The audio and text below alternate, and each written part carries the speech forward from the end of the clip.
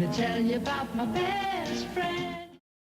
2012 was not the easiest year for me and my family. It was the first time my family as a whole had to experience the loss of a close family member. My grandmother, Judy Davis, passed away in February 2012. 2 months later, our 4-year-old lab Luke became very ill with what veterinarians claimed is cancer. We lost our family dog Luke in April 2012. My family was saddened with the loss of my grandma, and now we were distraught with the loss of our family pet. It wasn't until a few months later my dad decided we needed something new in our household to liven the place up, and yes, that something new was a puppy. My dad told his good friend Jeff, who breeds Labrador Retrievers, that we wanted a puppy from his next litter. My little sister, mother, and myself were overwhelmed with excitement when my dad shared the news. We received photos from Jeff of the litter of puppies when they were born, when they opened their eyes, and the photos of the litter the week before the weekend. We were headed his way to choose which puppy was best for our family. As we pulled into the driveway, you could feel the waves of anxiousness and joy throughout the car. We followed Jeff to the kennel, where we met the rambunctious litter of tiny cotton balls we've been so desperately waiting to meet. After holding all the puppies, my dad was able to make the executive decision of which little fur ball was going to be entering our family. The puppy my mom rocked like a baby and kissed my sister and I's faces, and just so happened to be the fattest one of the litter was the chosen puppy. We just had to wait 2 more weeks to bring him home. After weeks of pondering and arguing ideas for names, we had found the one, Waylon Jennings, or Waylon J for short. You could feel the vibes of happiness and just the sorrows leaving our home as soon as he entered. My family was so happy to finally have him. We knew this would be good for our family, but what we did not know at the time was how much this chubby, snow-white pup would teach us and become such a valuable part of our family. As every day passed, Waylon always assured us about how smart he was, but how dumb he could also act.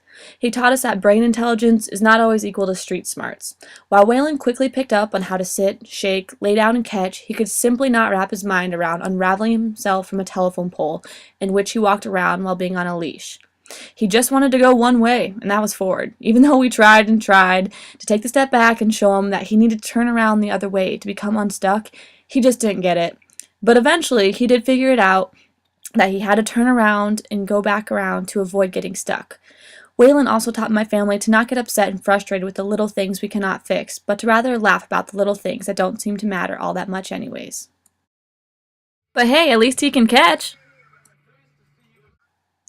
Waylon taught my family that although bad things happen, there's always something good that can come from these things. Waylon reminded my family that love and laughter can conquer all. Waylon shows my family love every morning when he greets us with kiss and good morning when to let him outside. He shows his love by laying on the floor cuddling during movies, waiting by the fence every day to greet us on our arrival home, and he shows his love by bringing my family together when we can all participate in family activities involving Waylon, such as taking him on walks, out to the country to play, or taking him to the dog wash. He brought extra laughter into our lives by just being around him and his goofy personality, from the way he wobbled because of his fat little body as a puppy to the silly dog things he does when we play with him. Waylon came into our family as an idea when we were at a low point. However, once Waylon became a part of our family, he grew with us, reminded us, and taught us so much. Without Waylon, our family would be small, less lively, our home would be quiet, less energetic, and probably a lot cleaner since it wouldn't be covered in white hair all the time. Waylon became a part of our family and became our best friends, and not just my dad's best friend, but everyone's. All our guests love Waylon, and Waylon shows him he loves them back just as much with a wagging tail, huge dog smile, and slobbery smooches. Although they are gone, we all know that my Grandma Judy and our old dog Luke would have loved Waylon, and that Grandma Judy is so happy with seeing the love and happiness Waylon brought to us and continues to show us every day.